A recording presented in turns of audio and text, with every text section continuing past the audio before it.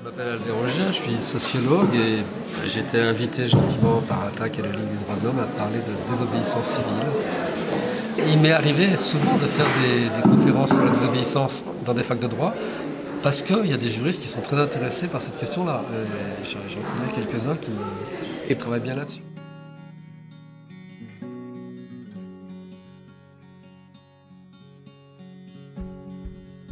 La question, c'est celle de comment une législation change. Vous savez, souvent on dit le droit ou la loi est en retard sur les mœurs. Les sociétés sont en avance sur le droit. Je pense que c'est souvent le cas.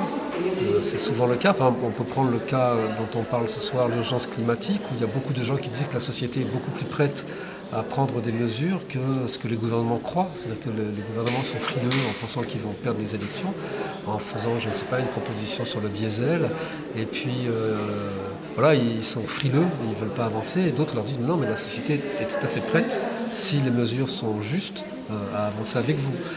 Donc voilà, toute la question de la désobéissance civile, c'est que c'est souvent l'aiguillon qui a fait avancer les sociétés. Après, bien sûr, il y a cette conception de la désobéissance civile qui consiste à penser que ça met en danger l'état de droit, puisqu'un droit il doit être établi par des élus, dans un cadre démocratique, donc c'est la majorité d'une population, dans une procédure bien convenue.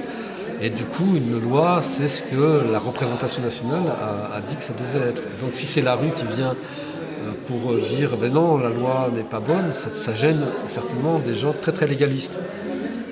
Mais l'histoire montre que c'est souvent, lorsque les modalités de la désobéissance civile, et c'est souvent le cas, sont des modalités qui consistent à augmenter les droits des personnes, c'est souvent la désobéissance civile qui a fait avancer les sociétés et le changement de législation dans ce sens-là.